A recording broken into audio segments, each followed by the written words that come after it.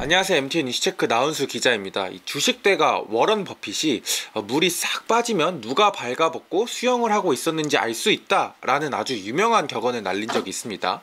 IT 버블 당시 했던 말로 이 유동성이 풍부했던 시절에는 잘 모르지만 이 썰물처럼 돈이 빠져나갔을 때 비로소 부실 기업들이 하나씩 드러난다는 의미로 한 말인데요. 이 말은 현재 국내 명품 플랫폼 업체에도 적용되는 듯 보입니다.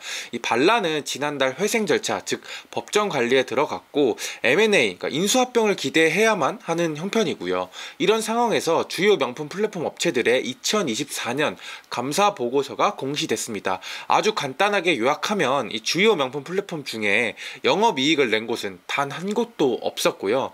재무적인 상황에서는 꽤나 큰 차이를 보였습니다. 단순히 감사 보고서 숫자에 매몰되지 않고 저희가 취재한 내용들을 바탕으로 오늘 자세히 좀 살펴보도록 할 텐데요. 주요 명품 플랫폼이라면 이 머스트잇, 트렌비, 반란. 근데 이 중에 반란은 아직 감사 보고서를 내지 않아서 제외를 하고요. 여기에 직매입 구조로 매출을 빠르게 키워오며 매출 1위라고 홍보 중인 젠테까지 이 3사 위주로 감사 보고서를 분석할 텐데, 이 중에서도 저희가 오늘 중점적으로 볼 곳은 젠테와 트렌비입니다. 이 두 기업을 중점적으로 보려고 하는 이유는, 먼저 젠테 같은 경우는 지난해 말 기준으로 매입 채무 성격의 부채가 188억 원으로 23년 말 대비 400% 이상 급증했습니다. 직매입 방식으로 플랫폼을 키워온 젠테의 경우 도대체 어떻게 사업 구조가 짜있길래 이렇게 1년 사이 부채가 급증하게 됐는지 자세히 살펴보도록 하고요. 트렌비는 작년에 장기 미수금이라는 새로운 회계 개정으로 이 91억 원이 잡혔습니다. 이 미수금이라는 건 아직 못 받았는데 향후에 받을 돈을 의미하는데, 업계 일각에서는 이번에 이 트렌비가 설정한 이 미수금 관련해서 아예 못 받는 돈으로 봐야 된다, 즉 손상 처리를 즉각 해야 된다, 이렇게 분석을 하고 있었습니다. 이 장기 미수금은 뭔지, 만약 이 미수금을 손상 처리를 하면 트렌비의 재무 상태는 어떤 식으로 변화할지 하나씩 짚어보도록 하겠습니다.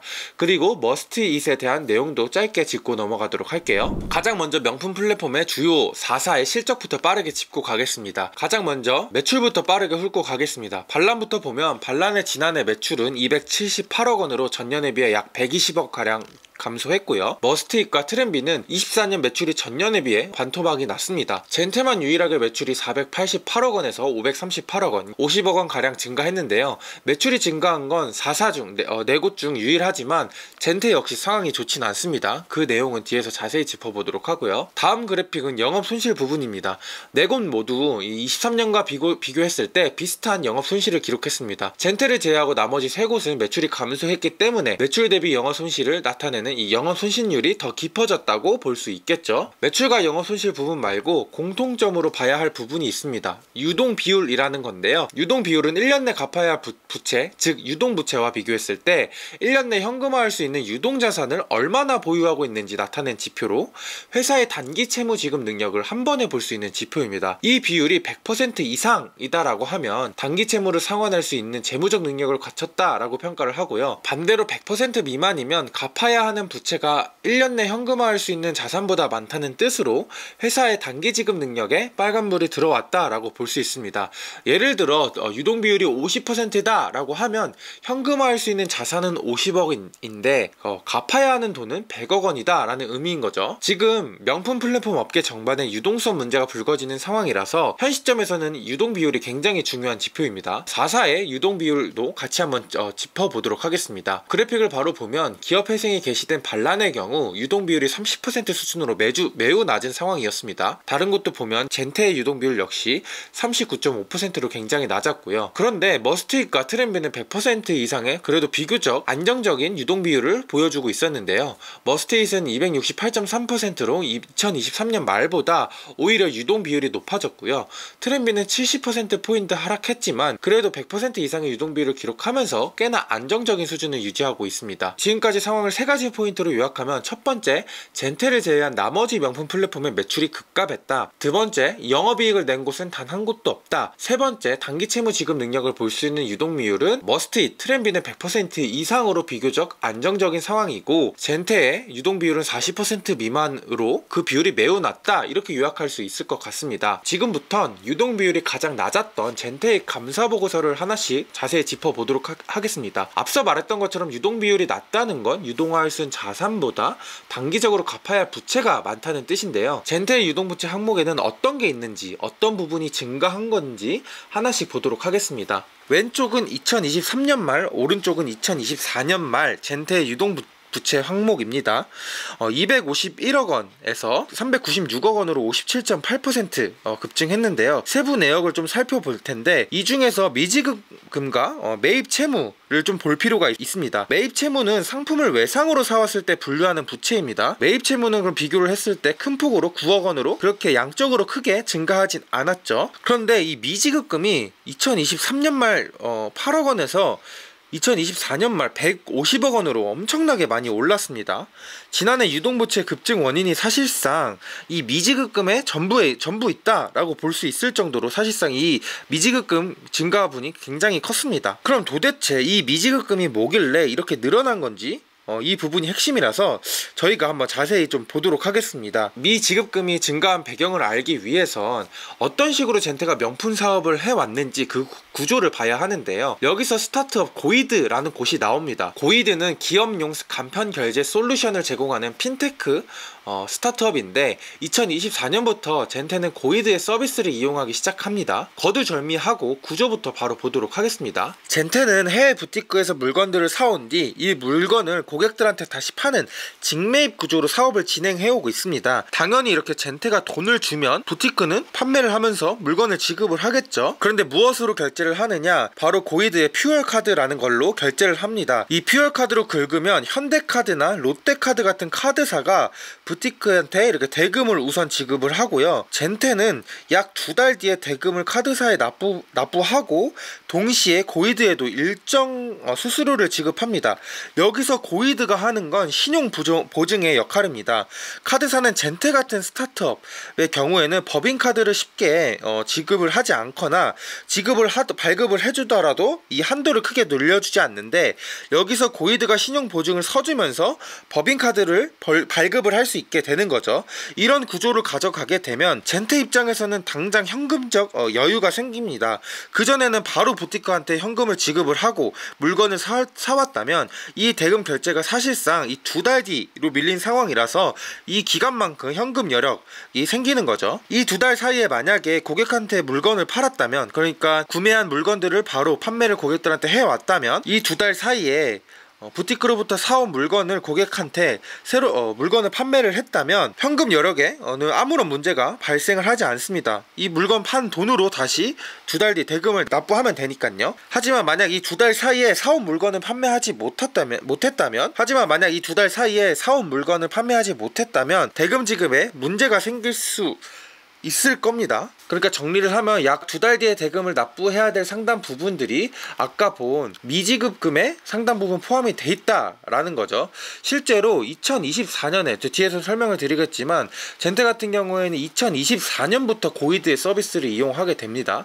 그러니까 이 부분 상당 부분이 이 고이드와 관련된 미지급금, 카드사에 납부해야 될 미지급금이라고 볼 수 있는 거죠. 이 젠테 측의 이 미지급금에 대한 이야기를 좀 들어봤습니다. 회사 측은 앞서 설명한 이 구조가 이 미지급금의 증가 원인 중 하나인 건 맞다라고 설명을 해줬는데요. 특히 젠테의 경우 연말에 상품 매입이 좀 집중해서 이뤄졌고 그 결과 미지급금이 증가한 부분이 있었다라는 설명입니다. 하지만 이 미지급금 150억 원이 이 카드 결제 과정에서 발생한 미지급금이 전부는 아니다 라는 설명을 해줬습니다. 이 젠테가 법인카드만 사용해서 결제를 하는 건 아니고 직접 부티크하고 거래를 하는 과정에서도 미지급금 이슈가 발생할 수 있는데 일정 부분은 이 영향이 있다라는 설명입니다. 하지만 부티크와 이 젠테 간 정상 과정에서 발생하는 미지급금은 정확히는 회계상 아까 본 매입채무로 분류하는 게 좀 더 맞는 옳은 회계 처리 방식입니다. 그래도 어느 정도 추정을 할 수 있는 건 아까 앞서 말씀드리기도 했지만 젠테가 고이드의 금융 서비스를 이용한 게 작년부터니까 24년에 미지급금이 급격히 증가했다는 건 꽤 많은 비중이 이 고이드하고 얽혀있는 서비스 과정에서 발생한 미지급금이다 라고 볼 수 있는 겁니다. 추정할 수 있는 거죠. 이렇게 회사 측은 올해 매출이 꽤 많이 올라왔기 때문에 이 미지급금 관련한 이슈가 상당 부분 해소됐다라고 설명을 하고 있지만 적어도 재무제표 상에는 불안한 부분이 확실히 있습니다. 좀 더 냉정하게 보면 유동자산에는, 그러니까 현금화할 수 있는 자산 항목에는 재고자산이 포함되어 있습니다. 앞서 유동 비율은 유동자산을 유동부채로 나눠서 구한다고 말씀을 드렸죠. 젠테에게 재고자산이라고 하면 명품 상품들인데 작년 말 기준 97억 원 정도의 재고자산을 보유하고 있었습니다. 근데 만약 유동화가 정말 급하게 필요해서 이 재고자산을 다 판다 하더라도 이 97억 원에 처분하긴 힘들 겁니다. 명품이라는 상품 특성상 시간이 지나면 진부화된 물건들이 있을 것이고, 여기에 더해서 유동화가 급하면 급매로 이보다 낮은 가격에 처분할 수밖에 없겠죠. 그래서 작년 말 기준 유동 비율이 39.5%이지만 실제 유동 비율은 이보다 더 낮을 수도 있다는 겁니다. 그래서 실제로 재고자산을 제외한 당좌 자산만 유동화 자산이라고 간주를 한 당좌 비율이라는 게 있는데, 이 당좌 비율은 15%로 현저히 낮은 수준입니다. 그래서 현재 젠테는 사옥 매각을 추진 중에 있는데요. 저희 이슈체크 팀이 단독 보도를 한 내용인데, 강남구 신사동에 위치한 사옥을 250억 원에 내놓은 상황입니다. 근데 지금 부동산 시장이 워낙 얼어붙은 상황이라서 과연 이 가격에 매각을 할 수 있겠느냐, 더 낮춰야 되는 거 아니냐라는 지적도 있습니다. 엎친 데 덮친 격으로 젠테는 지난해 외부 감사인으로부터 계속 기업으로서 불확실성이 있다라는 지적을 받았습니다. 이유는 지금 말한 이 유동부채의 유동자산 초과 지적이 그 중 하나였고요. 젠테는 부동산 매각과 유상증자 추진 등을 통해서 재무구조 개선을 하겠다고 밝힌 상황인데, 이 상황은 앞으로 좀 지켜봐야 될 것 같습니다. 이제는 트렌비의 상황을 한번 살펴볼 텐데요. 앞서 보셨던 것처럼 트렌비는 작년 말 기준 유동 비율은 125%로 양호한 수준입니다. 그런데 트렌비 같은 경우는 약간의 다른 이슈가 있습니다. 바로 표를 보도록 하겠습니다. 여기서 봐야 할 건 장기 미수금입니다. 미수금이라는 건 쉽게 말해 못 받은 돈을 의미하는데, 23년 0원이었던 장기 미수금이 작년 말 91억 원으로 불어났습니다. 근데 엄연히 따지면 좀 장기 미수금이 갑자기 뿅 하고 나타난 건 아니고요. 저희가 확인을 해보니 트렌비의 장기 미수금은 영국 정부로부터 받아야 하는 부가세 관련 미수금입니다. 이 부분을 좀 더 자세히 설명을 드리면, 트렌비는 영국 법인 이 있습니다. 트렌비 영국 법인이 영국에 있는 부티크에서 물건을 사와서 한국에 물건을 보내고 국내에서 판매를 하는 그런 구조인 건데요. 영국 법인이 구매를 할 때 부티크에 세금이 포함된 비용을 지불하고 구매를 합니다. 예를 들어서 100억 원어치 물건을 부티크에서 샀다라고 하면 20% 부가가치세가 포함된 120억 원을 부티크에 지불을 한다는 거죠. 하지만 이 법인이 영국에서 물건을 판매를 하진 않고 한국에 가져가서 물건을 판매를 하기 때문에 영국 정부는 이 부분에 대해서 부가세를 환급을 그간 해줬습니다. 아까 말한 120억 중에 20억이 세금인데 20억 원을 영국 정부가 이렇게 트렌비 영국 법인에 환급을 해줬다라는 의미죠. 근데 좀 상황을 말씀을 드리면 2020년 말부터 영국 정부가 이 부가세 환급 제도를 폐지한 상황입니다. 물론 영국 내에서 이 부가세 환급 제도를 다시 복구시키자라는 이야기가 나오고 있지만 아직은 언제 이 환급이 개선될지 불투명한 상황이고요. 근데 이 불투명한 상황들을 트렌비는 장기 미수금으로 91억 원으로 분류를 해 놓은 상황인 겁니다. 그래서 정리를 하면 트렌비는 현재 영국에서 폐지된 부가세 환급금 제도를 받아야 할 돈으로 보고 장기 미수금으로 분류를 해 놓은 겁니다. 업계에선 이 폐지된 환급 제도를 비수금으로 처리하는 게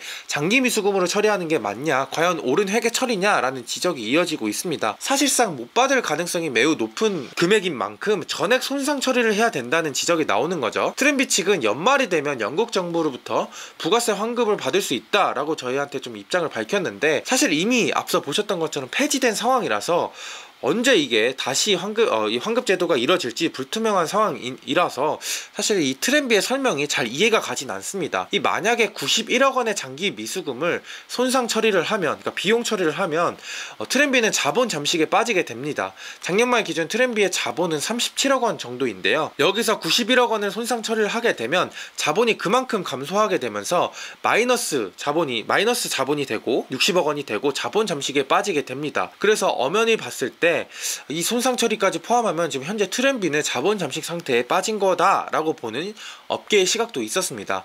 마지막으로 이 머스티잇의 재무 상태를 볼 텐데요. 머스티잇은 이 명품 플랫폼 중 가장 재무적으로만 봤을 때는 안정적인 상황입니다. 우선 유동 비율이 268%로 굉장히 높은 상황이고요. 부가가치세 환급에 대한 장기 미수급은 아니지만 어쨌든 뭐 여러 가지 과정에서 장기 미수금이 발생하면 그때 바로 손상 처리를 하면서 굉장히 보수적인 회계 처리를 하고 있었습니다. 하지만 그렇다고 그냥 좋다고만 할 수는 없습니다. 상황이 일단 매출이 반토막이 난 상황이고, 이 매출 감소폭의 경우 주요 플랫폼 업체 중에 이 감소폭이 굉장히 컸습니다. 머스티잇 같은 경우에는 사실 2023년에 조금 오래전에 사옥을 410억 원에 매각을 하면서 유동성을 확보했습니다. 조금 남들보다 좀 빠르게 좀 재무구조 개선을 했다, 이렇게 볼 수 있는 거죠.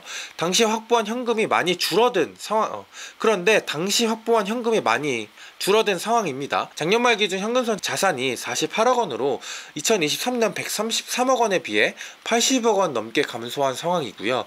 지속적으로 사업 영위를 하기 위해선 연내 추가 투자가 필요한 상황인데, 이 명품 플랫폼에 대한 투자 심리가 굉장히 얼어붙은 상황에서 과연 투자를 이끌어낼 수 있을지 이 부분을 좀 지켜봐야 될 것 같습니다. 네, 오늘은 이 명품 플랫폼의 감사 보고서를 좀 자세히 뜯어봤습니다. 상황이 사실 좀 좋지는 않아 보이는데 과연 이 명품 플랫폼들이 이 위기를 어떻게 오래 헤쳐나갈 수 있을지 좀 지켜봐야 될 것 같습니다. 네, 오늘 제가 준비한 이슈체크는 여기까지고요. 다음에는 더 유익하고 재밌는 컨텐츠로 찾아뵙도록 하겠습니다. 지금까지 시청해주신 구독자 여러분들 감사합니다.